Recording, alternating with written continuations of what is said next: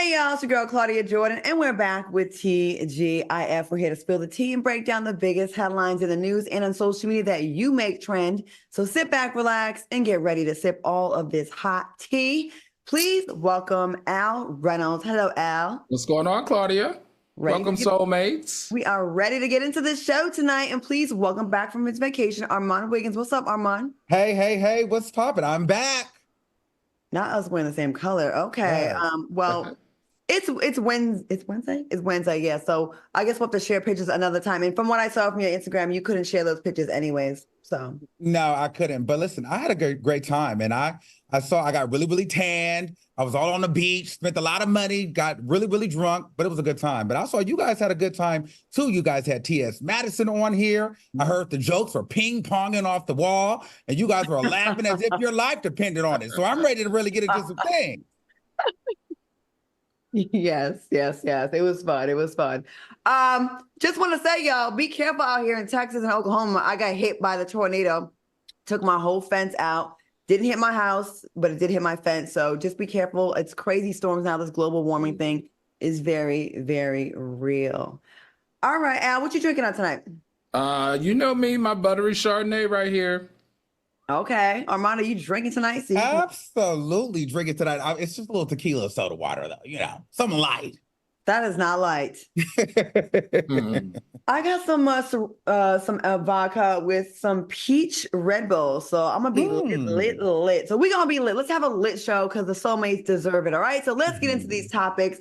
We're going to start off the show with some good news. A Black-owned event company teamed up with Azar. A young lady going off to prom, and they went all out. Now, what are your thoughts on this unforgettable moment? Al, let's go to you first. Well, you know me, I'm a sucker for Black love and Black joy, and this was the prime example of Black joy, and especially for young Black females. And I find it interesting because we're witnessing in our culture this time, this century or the last 10 years where people are focusing more on proms, baby showers, and gender reveals than actual weddings. Like we used to have this type of excitement back in the day surrounding weddings, but because people aren't really getting married anymore, we get to see this Black joy and this Black love during prom season, during baby showers, and through gender reveals. And I'm enjoying it. I like any type of celebration of Black excellence or Black fun or Black love or Black joy.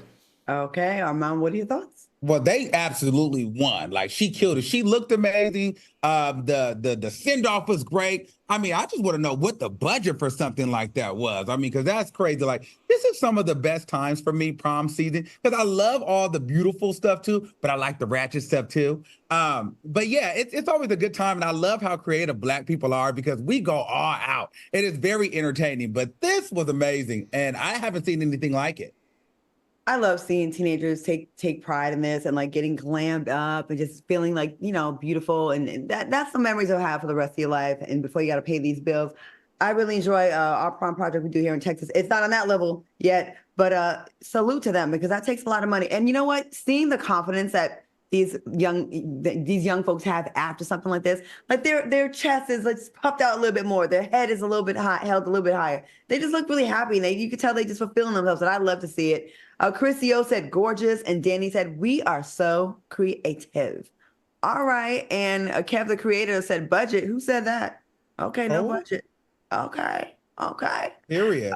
All right, last week it was announced that Sean Kingston's mom, Janice, was taken into custody on several charges, including grand theft, identity theft, and more. She was later released. Now, Sean was later arrested, and he has been hit with 10 charges in the fraud case. They both accused of going on a fraud spree, stealing hundreds of thousands in jewelry, furniture, and a TV and a car. What do you think of this hot mess? Armand, you smiling over there. So what do you think about what? I want to hear what you got to say about this. Listen, I've done a little fraud myself, but never on that level. Listen, I can't hate on them. At least they did it as a mother-son duo. They was getting to the bag. Hey, guys, listen, I blame hip-hop culture for this because somewhere somehow, some woman cannot wait till Sean Kingston gets out of jail because that is her future baby daddy. Let me tell you something. Every woman in America at this point wants a man doing fraud. We all love a good fraudulent man these days. That's the hierarchy now. If you're not doing fraud, you ain't working. So shout out to Sean Kingston for getting his fraud on. And, I'm sure he'll get a lot of ladies after that because that's just the culture we live in now. Who is your friend circle and your influences, Armand? That is not sexy. That sexy red city. Every 21-year-old to 30-year-old wants them a scamming guy. You better listen to this music. You got to be, if you're a man, you're a scammer. And if you're a woman, you're a stripper. Hey. Okay, that's you young. You ain't even that young, though. But I'm just saying, this is what they want. So people, I feel like people think that we should be embarrassed by that, or people are going to be laughing at that. We should be embarrassed by scamming. Nobody embarrassed by that. They thinking, go get them, brother. You are not going to justify fraud on Foxhole Network. Increased Mathis said, a hot ghetto mess. Danny said, someone's always scamming in Florida. Al, what you think about scamming sexy? Heck no. No, absolutely not. This is kind of really sad because it seems like ever since his music kind of fell off and his career and his rap career has kind of declined, in order to maintain that lifestyle that he was used to having, he and his mother has decided to adopt this organized fraud. And that's what he has a long history of ever since he started, falling back in the ratings, or not ratings. What would you consider it? Like rankings or whatever, as a rapper. And the sad part here with him is he's already on probation for trafficking fraud property, stolen property. So this is going to definitely affect his probation, and they're probably going to revoke his probation with all these new charges. So what is he actually trying to achieve? And the funny part that I thought was so interesting was Justin Bieber's name got mixed up in all of this, because the reason why this all unfolded and the new charges came forward was because he was working a guy over a television and a sound system saying that he was going to get Justin Bieber to help promote it to, blow up the guy's business. What is he actually doing, and why? Like, now you're going to be in prison. Your mother's going to be in the female prison. You're going to be in the male prison. So what exactly did you accomplish is the question for me. There's a note that the mother has a past in fraud. Armand, I need to go back to you. When you say this is sexy, can you explain? I mean, I really don't think that it's sexy, but at the end of the day, to be honest with you, I'm glad that it's fraud versus sexual assault allegations these days. I mean, this feels like a breeze. You know what I'm saying? So, but at the end of the day, listen, I'm going to be honest with you. People are going to see this and they're going to be like, oh, that's a lot. That's crazy. But no one's really going to care. This is the culture that we live in now. People, they put this kind of stuff on a pedestal. Like, hey, you just do your time, bro. You come back home. Everybody do a little fraud. I'm not saying that it's okay, but I just feel like Black people, they're not going to be tripping. Hey, do your time and get out and just do it smarter next time. That's what they're going to feel like. Okay. Godolph says he get it from his mama. And Renee Johnson said, baby, once upon a time, the fame is going to let it go. Baby, once that fame is gone, let it go. Write music or something behind the scenes. And one of our producers said, let me hide my wallet around Armand. Okay, me too. We might not be able to hang. Okay. Hide your chains. Okay. Well, it seems that Alfonso Ribeiro, who played Carlton on Fresh Prince, shaded Tyler Perry. Now, when a social media user wrote, Tyler Perry needs to revamp Alfonso's career, Alfonso fired right on back, tweeting, I don't need or ever want that man to do anything for me. Does this seem personal? Or could it just be due to Tyler Perry's oftentimes criticized projects? Al, what do you think about this? Should he let Tyler Perry help him? What do you think it is? What does he actually need Tyler Perry's help for, to be honest? Alfonso has stayed employed over the 40 years in the entertainment industry. He has 2 great jobs right now. He hosts America's Funny Videos. He's always getting at the bag. But yes, Claudia, this response sounded not personal, but extremely personal. And he has all the smoke for Tyler Perry, and he wants everyone to know. So if I didn't know any better, I would say that they had some type of relationship. And I don't mean dealings or relationship, and I don't mean intimate. I mean professionally, like a business deal, like a show deal, like a play deal, or even a movie deal that probably went south, and Tyler Perry left something really sour in his mouth that he wants everybody to know that I don't need or, and I love that or, I don't need or want anything from Tyler Perry. When you come with that type of conviction, you've had a personal experience with that person and you want the world to know that you don't want anything to do with them.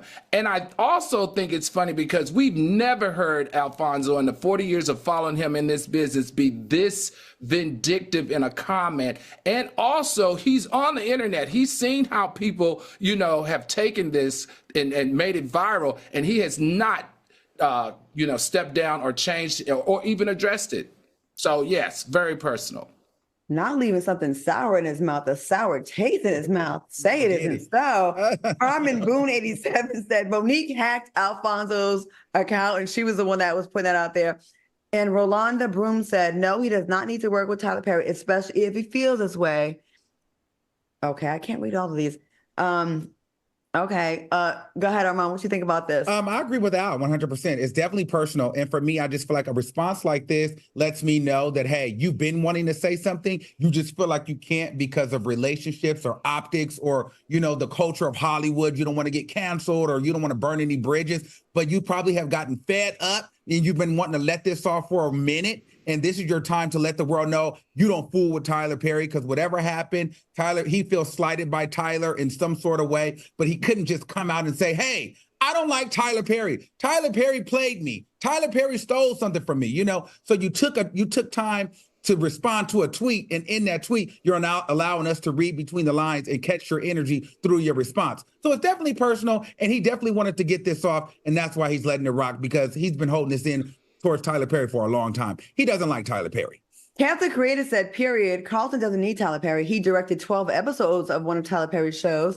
And Ansel D'Angelo said, Alfonso came at Tyler like he didn't pick him for one of his movies or something. It was definitely personal. Or I will say this, I also, people in the chat are saying Alfonso's black like this and not like this and all kind of stuff about him.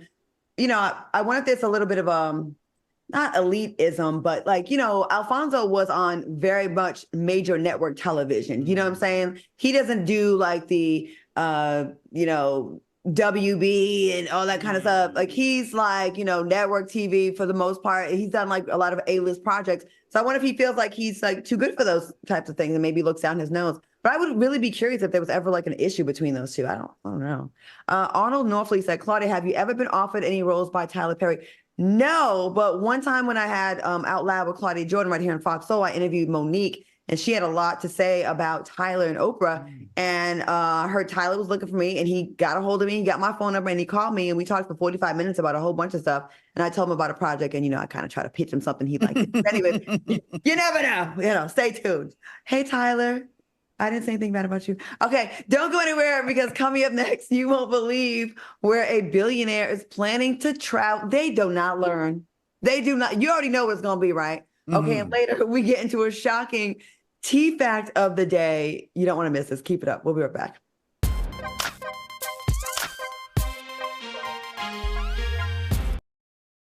Freedom. It's at the core of who we are. The freedom to live without fear.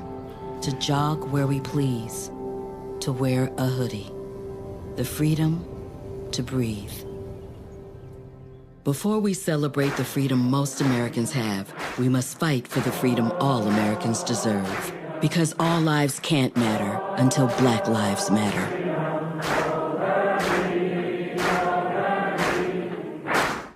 We are chopping it up with the host of Marriage Bootcamp, Dr. Ish Major. Welcome to the show. TGIF. When you and I sit down and have a heart-to-heart with no phones, no distraction, am I your person? That's the question. Every weekday. Kelly says, I love Ish on my screen.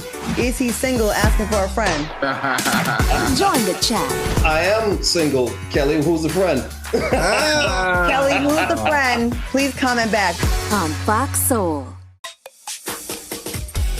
This one's for the real ballers and shot callers, the sisterhood of women in tech. They're discovering cures, building apps, and programming the blockchain. They're CEOs, worldwide hustlers who can make it rain. They're tearing down the old boys club and seeing big gains. Because when women in tech come together, you know they make that change. My mom wanted my life to be better than what she had as a kid. When I became a mom myself, I feel like my whole world changed. You don't have to be a climate scientist to want to protect the earth. You always want the next generation to have something better than what you had.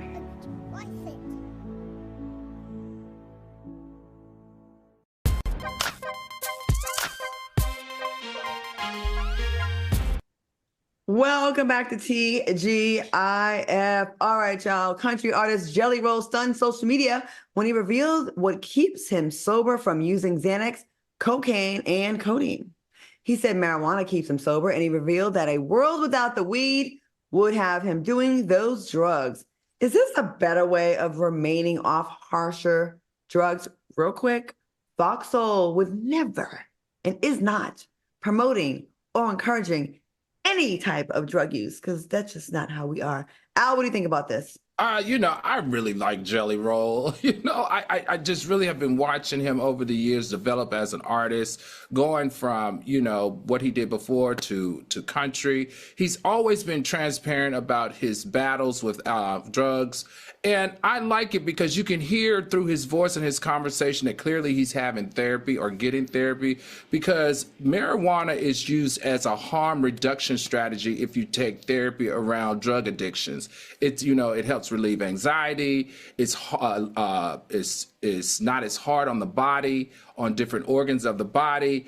And to see him move from very, very hard drugs that he used for a very long time to incorporating, marijuana as a harm reduction strategy, I just speaks volumes to him. I like him, and I love his transparency and how he shares with people so that they too can take the same journey that he's taken. And it just motivates a lot of people. And I will continue to follow him.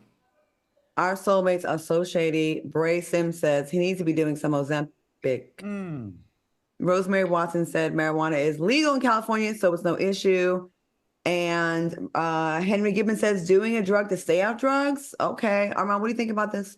I mean, to me, I don't really look at marijuana as like a drug like that. I mean, so many people do it, but I think this is great, honestly. I mean, he could go the other way, continuously on the harder drugs and, end up dead. So the fact that he's trying to slow down and he's got to a point where it's just weed now, eventually he may say, hey, I don't even need the weed anymore. But at least he's alleviated most of the hard drugs, and now he's just focusing on weed. Because here's my thing, too. Weed smokers, I don't smoke weed, but I don't want to be around a person that smoke weed that ain't got their weed. They make it a horrible day, and they're horrible people to be around. So give him all the weed that he needs, because all the weed smokers I know, when they don't have that stuff, it's not good. So here you go. Take your weed and keep it going. A lot of addicts, though, they don't have that thing that they're addicted to. They're going to be cranky and grouchy and irritable and be all the kind of things and issues. I'll say this. Of course, I don't think that's a long-term way to just constantly to stay medicated. Eventually, I hope he gets to the point where he's addressing the issue that makes him feel like he needs to be on the drug, whether there's a depression or some chemical imbalances or whatever that makes him feel like he needs something to get through the day. That's ideally where you want to be. But if you're going downward with, okay, you started with the meth and the heroin and the hard drugs and all that, and you're kind of moving down, I'm okay with that. A lot of people are finding, a lot of help with weed. I don't think it should be something that you take every day, but if that gets you away from those, I'm with that. But I don't think it should be for the rest of your life. LaPoe just says that doesn't sound much better, Jelly Roll. I hope he's got more therapy than that. And Jacqueline Bell said marijuana can become addictive. It affects motivation after long time abuse. And Nizzy says, since getting out of the military, weed has become a heaven sent. I don't take pills anymore, so I love it. Yes, heaven sent. Okay. All right. A viral video has taken over the internet that displays a young girl cursing and confronting officers who allegedly accuse her mother of stealing. She was not having it. Take a look. What classes did I steal? Thank you. Stop recording it now!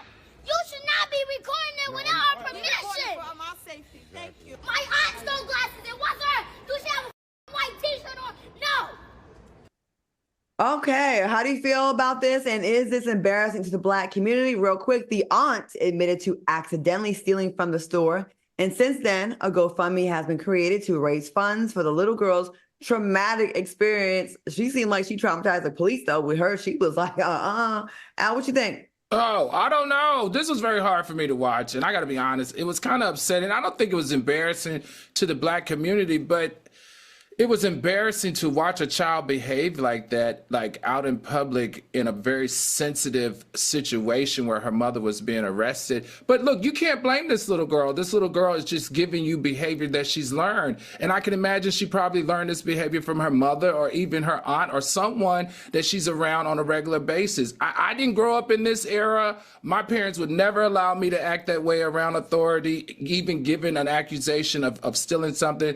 A little kid sometimes has to know their place, and in this particular case, this mother doesn't train her child like that. You know, she wants her to speak up, she wants her to defend herself, she wants her to be vocal, and that's exactly what the little child did. Okay, Armand. Child, it was the on my soul and on my daddy for me. So for me, I feel like, hey, maybe the mom didn't steal it this time, but the mom definitely steal. Okay. Wait, why? The mom, based on that kid's reaction, the mom I have to agree with that. The mom definitely steal, and so did the aunt. That didn't actually fall on her soul, on her dead daddy. All that kind of verbiage is language of a family that steal. That's ghetto. Okay, so they sit there, they watch now that's TV, they fight, they smoke, and they steal, and they do a little fraud. This time they just didn't do it. You get what I'm saying? And so they turned up a little bit, and the little girl steal too. If you ask me, because that's too ghetto. If I was a little girl, I should be crying and, oh my God, not my mommy. What happened? Not on my soul. Those are traits of, the hood and stealing and ghetto. So she's just used to this. This is like a normal everyday for her. Yes, it just, this time they just didn't do it. So why the little girl gotta be a thief though, Mom? Why the little 9-year-old gotta be a thief? Oh, and let me tell you, not only is she a thief now, she's gonna be a hell of a thief later. It's no shade. She had no trauma. She had no trauma whatsoever. Not 1 ounce of trauma. She was like, I'm going to defend. I've seen this happen 100 times, and I'm going to go off on them like I'm supposed to. I be trying to find a way to defend little girls. I'm going to just tell myself to go on to the next thing, Claudia. How about that? All right. Defend her. Oh, wait. You know what I will say? She said my mama didn't do it, but it was my aunt that did it. She snitched at her aunt. That was kind of funny. All right. And if the aunt was there, she would have said somebody else did it. Right. They all playing hot potato, passing that ball around, let potato run. Okay. All right. Good luck with that GoFundMe, y'all. This is a 2024's bank account. It's GoFundMe. All right. After 5 people lost their lives while trying to visit the Titanic's wreck site with OceanGate last year, you would think no one would ever try to visit again. But you're wrong. As long as there's rich white people, there will be a billionaire like Larry Connor who is trying to go try his luck at successfully making it to the bottom of the wreck by using a $20 million submersible called Triton 4000/2 Abyssal Explorer. It looked like an expensive coffin to me. All right, have rich people run out of ideas on what to spend their money on? And do you think he's going to make it? Al, I'm going to you first on this. If you were a billionaire, would you try this? Oh, heck no.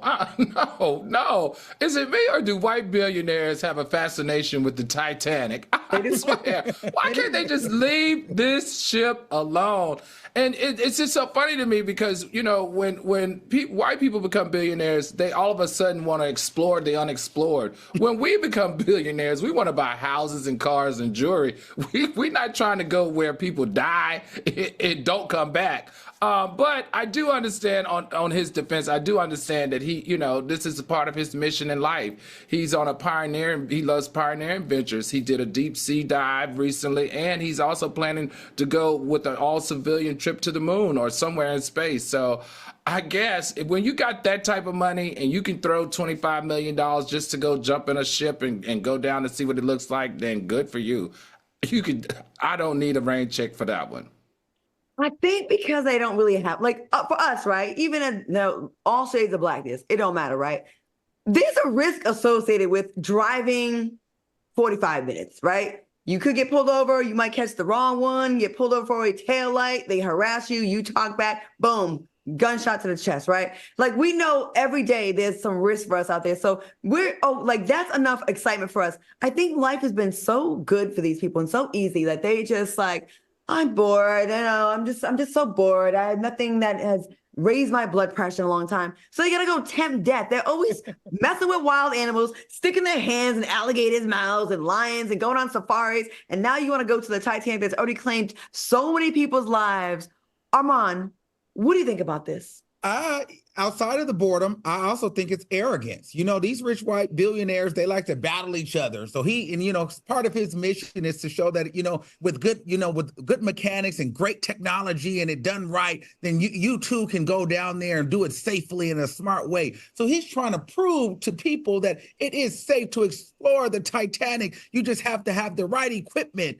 And my whole thing is, whether you get down there and make it back, you're not going to make me feel like I need to get $1 billion to go and try that. You know what I'm saying? So for me, I'm out either way, whether you make it back or you don't. But at the same time, I think that the arrogance of some of these men and the competitiveness usually becomes their downfall, because I just feel like he's going to try to prove a point that he could do it, but they couldn't, because his equipment and his technology is the most advanced. He was smarter. He did it better. That's what he's really trying to prove.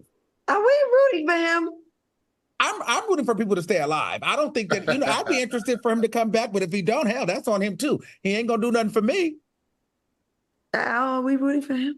I don't know. I would rather him give the money to like charity or homeless or something like that. Something that Fox Soul. Oh, Armand, welcome to Fox Soul. That's cute. That's a good one. So full of hope. So full of hope. You have a better chance of going to see the Titanic. We get a nice big studio with that Titanic budget. You know what I'm saying? Stylists, haircuts, makeup. Be beautiful.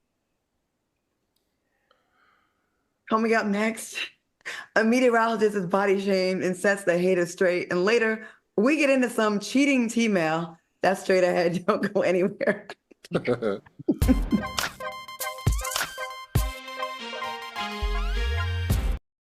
My mother was always very familiar with her neighborhood, but one day she stopped at the stop sign for much longer than usual. And she didn't know whether she should go forward or turn, and she wasn't even really sure where she was at. It was very unsettling for her. I felt so much better after my son told me, Mom, I don't want you to worry or be afraid. I'll be there for you, and we'll figure it out. We are chopping it up with the host of Marriage Bootcamp, Dr. Ish Major. Welcome to the show. TGIF. When you and I sit down and have a heart-to-heart with no phones, no distraction, am I your person? That's the question. Every weekday. Kelly says, I love Ish on my screen.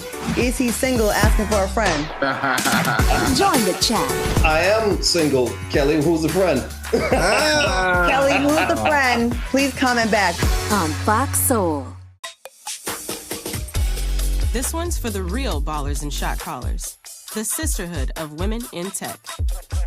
They're discovering cures, building apps, and programming the blockchain. They're CEOs, worldwide hustlers who can make it rain. They're tearing down the old boys club and seeing big gains. Because when women in tech come together, you know they make that change.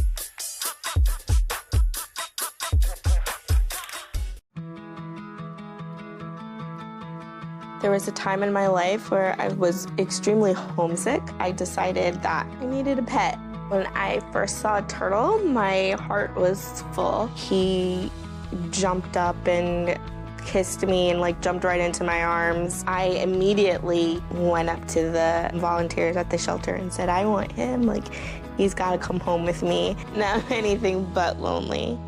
Every day with turtle is a perfect day.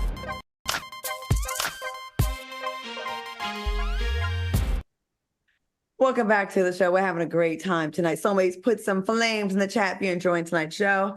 All right, y'all, listen, we can all agree that social media tends to resurface some of the most random facts in pop culture history. So it's only fair that we unpack those facts in our Tea Fact of the day. All right, y'all, get into this. Today's Tea Fact is about former President George H.W. Bush and his wife, Barbara Bush, not being fans of The Simpsons when it debuted. Now, Barbara says it was the dumbest thing she'd ever seen in an interview. She was talking about The Simpsons. Now, the creator fired back and wrote a letter as Marge Simpson stating, "I try to teach my children, Bart, Lisa, and even Maggie, to give somebody the benefit of the doubt. If we were the dumbest thing you've ever seen, Washington, D.C. must be a good deal different than what they teach me at the current event group at church."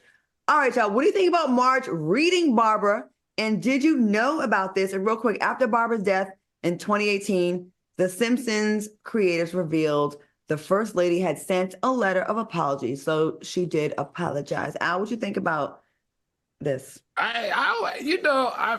I grew up with The Simpsons, right? So, I like everything about it. The Simpsons are, to me, a pop culture icon. They used to take culturally relevant issues and mix it with humor and just made it so relatable to so many people.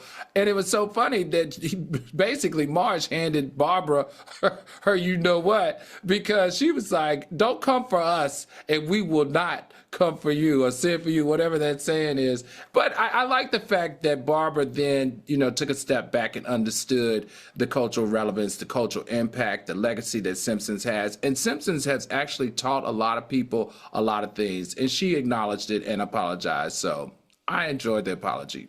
I'm like, your First Lady talking about this is the dumbest thing you ever seen, and your son is George Bush? Are you serious? Okay.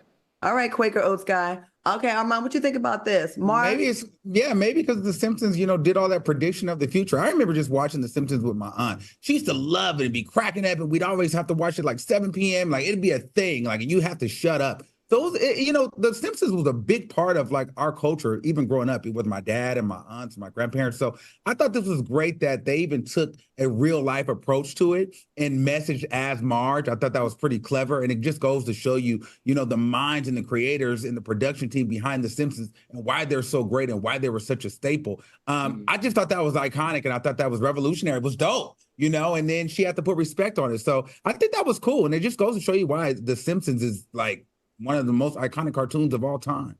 I do like that she apologized. And I will say this.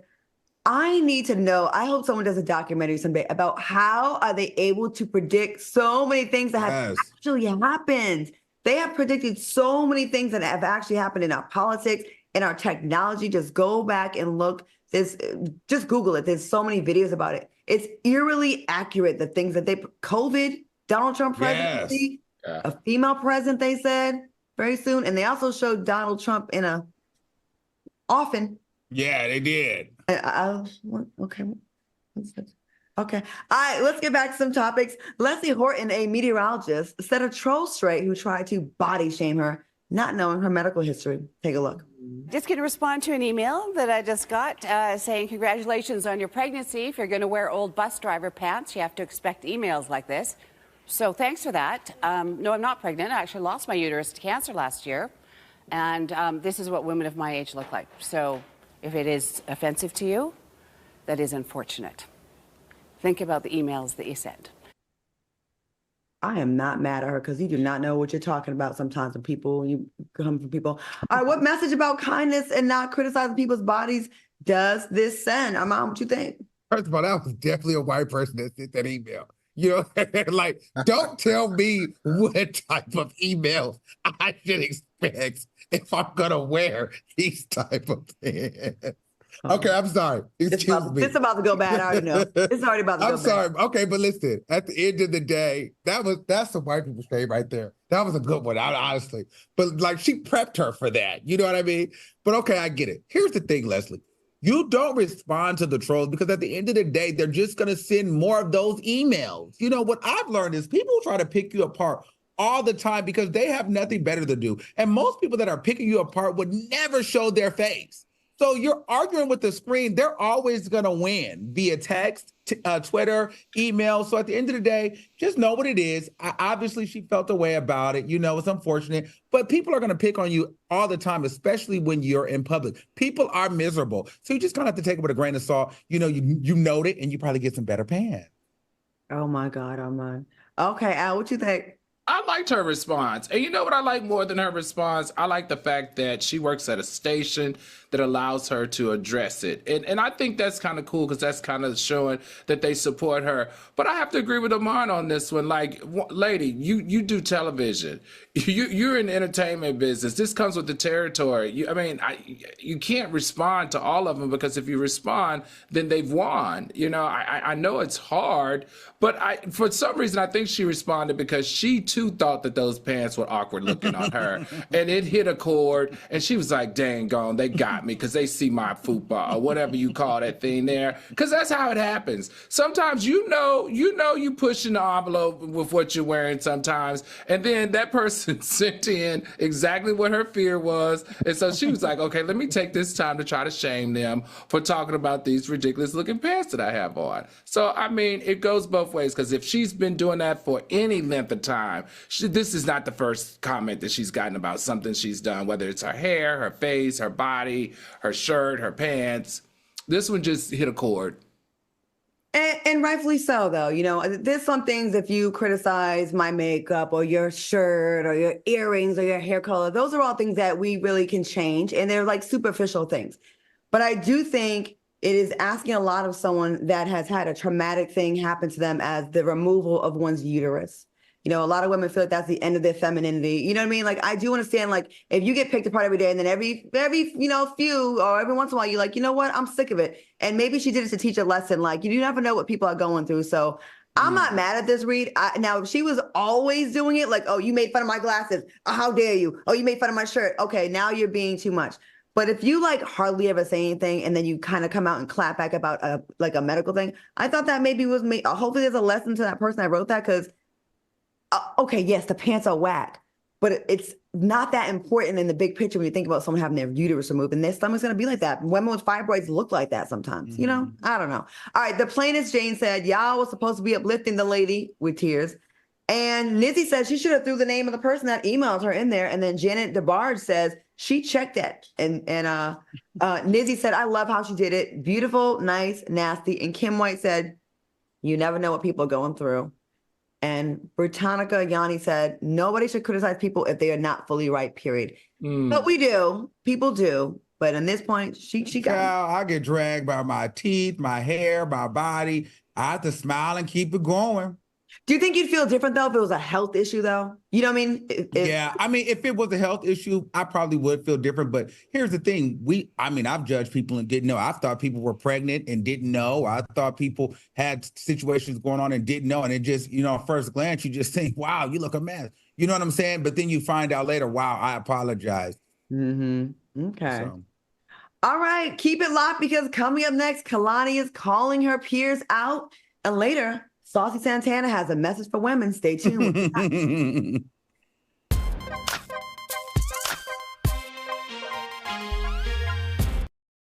My mother was always very familiar with her neighborhood, but one day she stopped at the stop sign for much longer than usual. And she didn't know whether she should go forward or turn, and she wasn't even really sure where she was at. It was very unsettling for her.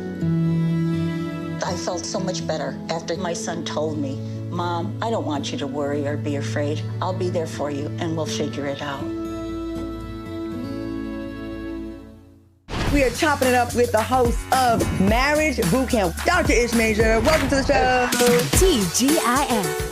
When you and I sit down and have a heart-to-heart with no phones, no distraction, am I your person? That's the question. Every weekday. Kelly says, I love Ish on my screen. Is he single? Asking for a friend. Join the chat. I am single, Kelly. Who's the friend? Kelly, who's the friend? Please comment back. On Fox Soul. This one's for the real ballers and shot callers. The sisterhood of women in tech. They're discovering cures, building apps, and programming the blockchain. They're CEOs, worldwide hustlers who can make it rain. They're tearing down the old boys club and seeing big gains. Because when women in tech come together, you know they make that change.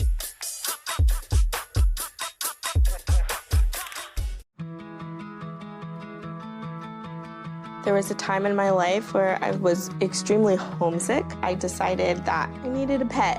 When I first saw a turtle, my heart was full. He jumped up and kissed me and like jumped right into my arms. I immediately went up to the volunteers at the shelter and said, I want him. Like, he's got to come home with me. Now I'm anything but lonely. Every day with turtle is a perfect day.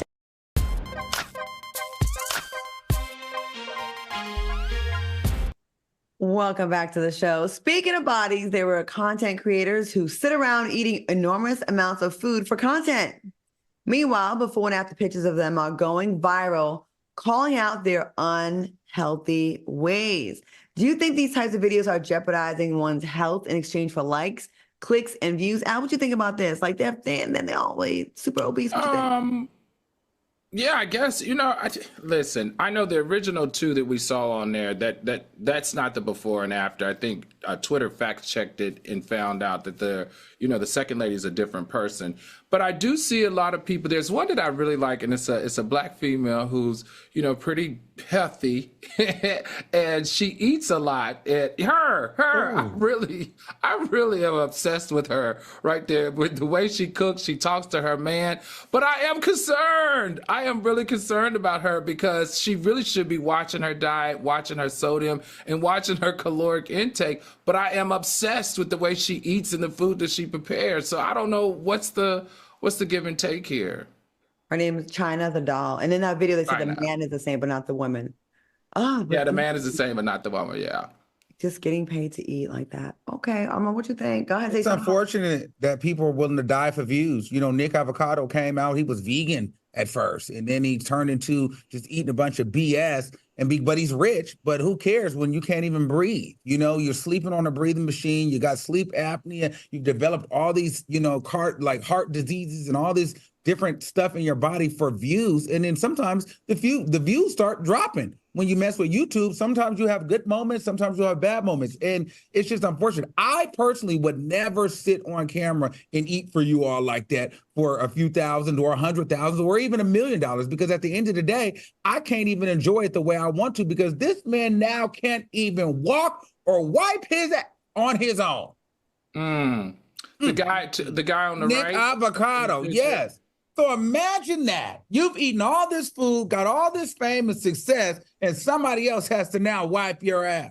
So let me ask you this. Do you think that the reason why they were obsessed with watching him is because his weight gave him validity on what he is reviewing, right? Because you're watching him get bigger and bigger. I think that they just ended up watching.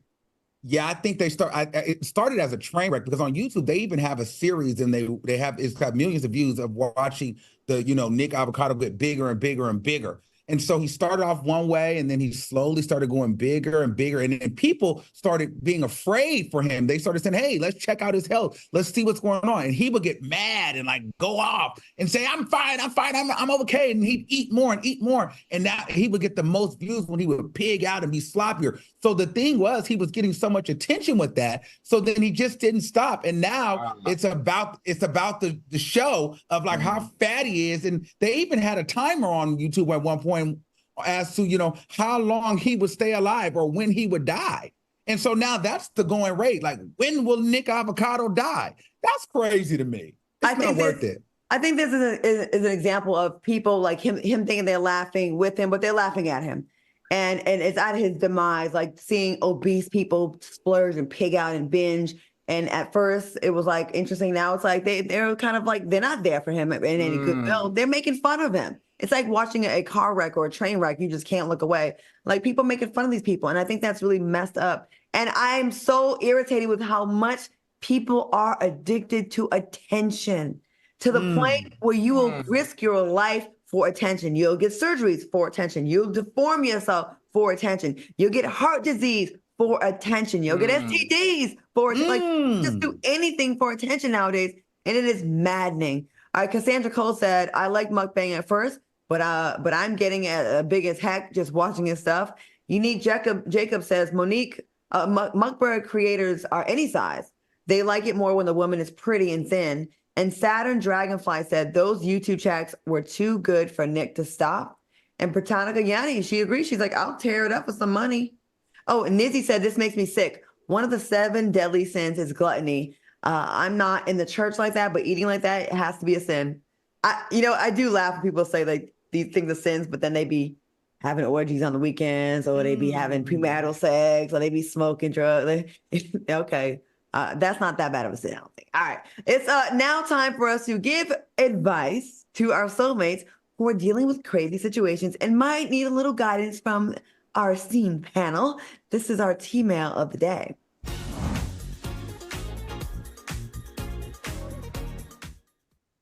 All right, y'all. This T-mail comes from Nicole Ray in Los Angeles. Take a look. Hey, Claudia. Hey, Al. What's going on, Armand? My name is Nicole Ray, and let me just start by saying I'm a huge fan of the show. But I got some tea. I was recently on vacation being real grown, and I spotted my best friend's dad with another woman that wasn't his wife. Now, these people are like family to me, so I don't know if I should say something to my friend. Should I say something directly to the dad? Or should I just shut the hell up and mind my business? I'm so confused. Y'all help me out. What should I do? Love the hair, first of all. Okay, Al, let's start with you. What do you think? Oh, this is such a tough one, but good one. What's her name again? Nicole Ray. Carla? Nicole Ray. Oh, Nicole. So, Nicole, this is what I suggest. I suggest that, think long and hard about saying something, because technically, it's none of your business, right? But if you know the mother that he's married to and you're really good friends with her, then maybe I would ask the kid, find out if they have an open relationship, before you run the red flag up the pole. Or for me, I would mind my business. Oh, okay. Mom, what you think? Now, for me, I personally feel as though you don't say anything because you don't know if that is his sister. You don't know if that's a cousin. And we don't have a lot of details on what they're doing because, you can kind of hug on your sister or your cousin or your best friend. Now, if they were intimately kissing or something, then maybe you still mind your business and find out if they have an open marriage or if they're on a break. Because what I've learned is people can be on a break and still be able to do their thing, and then they'll get back with their loved one. You know what I mean? So for me, I'd stay out of that because then you look messy and you don't get to come around the barbecues anymore after you went and talk too much. And Nicole, I know you got a hair salon, and out here in the city, and you definitely want to keep both women as your clients. So you don't say anything because you need to keep that money coming in. So let me ask you this, Armand, because you're really close with your parents, right? Mm-hmm. With your father. Mm-hmm. If would you want a friend to tell you if your father was sneaking out on your mom, or if your mom was sneaking out on your dad? Child, no, because 9 times out of 10, if either one of them are doing that, I probably know the reason why anyway, because the family's talking. You know what I'm saying? Did. You kind of already know, and you probably like, child, I already know what they're doing, and I'm staying out of that because you don't just start doing that. You show little signs of that in the beginning anyway. And so for me, I'd stay out of it. Let them people live their life. And don't tell me, because at the end of the day, I still have to choose my parents over you. See, that's the truth right there. Claudia, what you think? I'm telling, because I one time had a situation, not with a friend's parent, but with a friend seeing a guy out doing his thing. And I didn't tell her. And the other friend that was with me ran back. And then my friend said, why didn't you tell me? It was very hurt. So listen, I'm going to give you the truth, the whole truth and nothing but the truth. And you can do with it what you like. If you didn't want to get caught cheating, you shouldn't be out in a public place with another person where people can see you and running that news back onto your family. So yeah, I'm team snitch. I'm snitching. Southern Bombshell said that happened to me before, and I minded my business. Stay out of married people's business. Right. I guess. Who that PYT said, what are the odds of all places to vacation on earth? You end up at the same place as your friend's cheating dad. That said, tell your friend. My friends told me back in the day when my daddy was cheating on my mom. But now, how do we know? Nowadays, people have open relationships. People are married for financial reasons. They're not in love anymore. And maybe he felt comfortable enough to take his piece on vacation because his wife was cool with it. Well, good. Then no one gets in trouble. Okay. We can hear you. Soulmates, be sure to DM Fox Soul on Instagram if you are in need of some advice. Who knows? Your letter might get read right here live on the show. All right, y'all, let's get back to some topics. Okay. All right. No, we're going to go to break. Coming up, find out which artists have changed our lives. We'll be back with more of the show when we get back.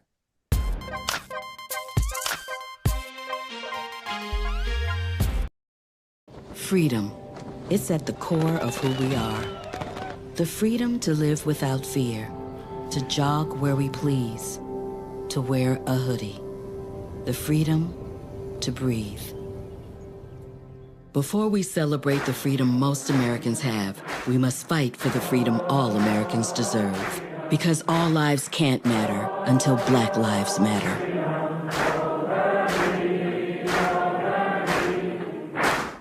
We are chopping it up with the host of Marriage Bootcamp, Dr. Ish Major. Welcome to the show. TGIF. When you and I sit down and have a heart-to-heart with no phones, no distraction, am I your person? That's the question. Every weekday. Kelly says, I love Ish on my screen. Is he single, asking for a friend? Join the chat. I am single, Kelly. Who's a friend? Kelly, who's the friend? Please comment back. On Fox Soul. This one's for the real ballers and shot callers, the sisterhood of women in tech. They're discovering cures, building apps, and programming the blockchain. They're CEOs, worldwide hustlers who can make it rain. They're tearing down the old boys club and seeing big gains. Because when women in tech come together, you know they make that change. My mom wanted my life to be better than what she had as a kid. When I became a mom myself, I feel like my whole world changed. You don't have to be a climate scientist to want to protect the earth. You always want the next generation to have something better than what you had.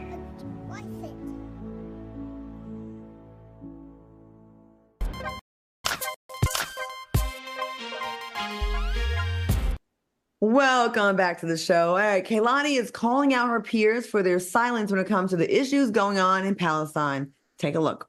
My peers of highly platformed people, well-paid people who have already beat the game, and you can't stop for a second and recognize that we wouldn't have anything that we have. Nothing we do has a purpose without people, and you can't turn around and reach back for people. You can't speak. All right, should more celebrities be speaking out in support of Palestine? Al, what do you think? I think it depends on the celebrity. I mean, some people feel like it's very touchy and they're damned if they do, damned if they don't. And I totally get it. But I will say this. I am enjoying people like Amanda Seals who are educating people about the issues in Palestine, about the dehoming, about the genocide. I do enjoy that. I don't feel like one of the reasons why I'm not more vocal is because I'm not educated enough to be completely vocal about it, and it's also a very divisive conversation. People are very sensitive and people are, react with such strong response. So for me, that could be a reason why a lot of celebrities stay silent. A, they're not educated enough about the topic, and B, it's just so divisive, the conversation, and they don't want to be a part of the division. Okay, Armand, what do you think? I agree 100% with Al. And then to add to that, I just feel like people are trying to maintain their brands. And so with the divisiveness of the conversation, you make one mishap, you say one thing wrong that goes left and triggers too many people, you've lost out on money now. You get what I'm saying? So people are not trying to mess up their bags for their views. And everyone here is trying to be on some fake outrage. So you could say one thing that the majority doesn't agree with, and that can become a problem. And then two, you don't know where people lie, And for me, I feel like, she's calling people to speak to one side. If that's what you want to do, that's your prerogative. Don't try to make that my mission. You can yell at the treetop and sing from the mountain, but don't try to get damn me if I don't. Like for me, I'm not going to go yell out F Israel because for me, my sister's Jewish. She lives in Israel, and I know for a fact she was dodging bombs and missiles. And then I'm not being funny. I'm being literal, serious. So she's now living with me. So I'm not gonna say anything because I don't fully understand it. But I do know my sister was in there about to lose her life. So I'm not going to be yelling F Israel. So if that's what you wanted me to do, then you just never know what ties people have to the different areas and places and who's connected with who. So I feel like to just tell them that they need to jump out and start saying, different things, people are not going to do that. It's up to you to do that, but everybody doesn't have to do that. Yeah, you can't force people to want to speak on something if their heart isn't into it or they feel like they're not, prepped for it, like they don't know the facts of it. I will say this, at the very least, as humans, I think we should have empathy for people that are suffering. And that's not just in Palestine, okay? A lot of times the world has its way of speaking out against lighter skinned victims of wars and genocides. But then we forget huge ones like the Congo, where it's way more people have been murdered and taken out. So we can have the technology in our cell phones. Haiti, it goes on and on. Liberia, slavery, still going on and on and on. And I understand everybody can't keep up with all these tragedies because there's a lot of them. The world is hurting. What I try to say, because I know Israel is very, very powerful and controls a lot of the business that we do. And I think that's the real reason a lot of people aren't speaking out. They don't want to lose their deals. And I get it. And they don't have to. But I just try to have empathy for all the people that are not the lawmakers or the terrorists or the soldiers that are doing the harm. The innocent people that are walking down the street to go get bread. Those are the people that I have empathy for in all of these countries, not just when it comes to Palestine, which I do think is horrible.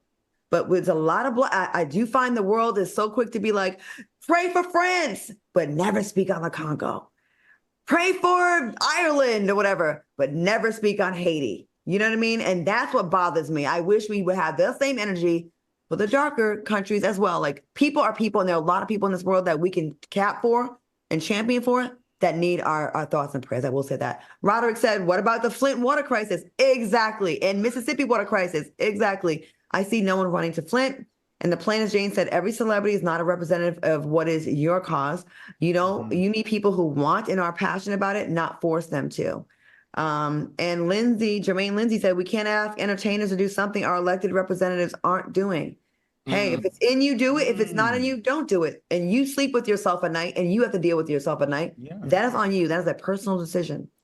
Okay. Saucy Santana recently spoke out about and received some backlash saying that women cannot move like men. Take a look. I hate when girls be like, oh, I'm a dog. I'm a man. I act just like a guy here. No, y'all don't, baby. No, y'all don't. No, it's just not. It's y'all just soft. Y'all females. It's the estrogen, baby. It's not happening. You cannot move like, you cannot think like, you cannot act like a man. Okay. Does he have a point, or do some women move like some of these men with a dog mentality? Armand, what do you think? I think Saucy Santana's bored, and this is the only time we talk about him is when he's giving women advice. And so we all take debate every time. Now, at the end of the day, I do understand his point, basically saying that women are not as cutthroat as men, but I don't agree with that. And I do think the juxtaposition to him and women is crazy, because it's like you are this, big man with this itty bitty voice, nails and a beard, telling women that they are not like a man. Well, sir, you're not like a woman, and that's the argument that they're having these days. But I just personally think that he does this to go viral, and honestly, I'm not interested.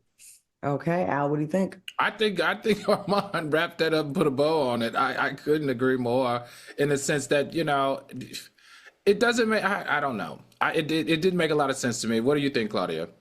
Yeah, when he first came out with the story, I was like, wait, what? And I was like, that's ironic, because, he presents very feminine, even though he says his pronouns are still he and him. He doesn't say he's her. And then he went back and cleaned it up and said, what I'm saying is that y'all think you can move like men, but you can't. I agree with that in some people, but then there are some AZZ females out there. It depends. I don't know about blanket statements anymore, because things are just so fluid nowadays, I don't know. All right. Fox Soul's Instagram page made a post saying, name an artist who changed your life. If you had to pick just one artist, who would it be and why? Al, what do you think? The Clock Sisters. Very much gospel music has gotten me through some of my hardest and darkest times, and those sisters really know how to make a story come to to life and lead you back the right way. So I'm gonna say the Clock Sisters. Okay, Armand, do you have one? Beyonce, because that lady's work ethic, her celebrity, her everything is just. I'm always telling myself, whenever I'm doing something, I don't care if I'm riding a bike, what will Beyonce do? How will Beyonce do this? I try to model everything knowing like, okay, Beyonce would do it this way. Beyonce is the pinnacle of greatness. So Beyonce. This isn't an entertainer. I'm going with the politician because I love that field. I'm going to go with Barack Obama. Like against all those odds, becoming president, whether you like his policies or not, this guy was scandal free, which I strive to be scandal free for a year. And I just think like the way he carried himself, it was all that attack. Like I'm like, I want that kind of grace. Like I just really want to have that kind of patience with humans. I want to thank my co-hosts Al Reynolds and Amal Wiggins for joining me tonight. Thanks for watching us on YouTube. Please run it back tomorrow. Stay tuned for Fox Soul Face Off. We will see you back here tomorrow. Bye, fellas. Bye, y'all. Yeah.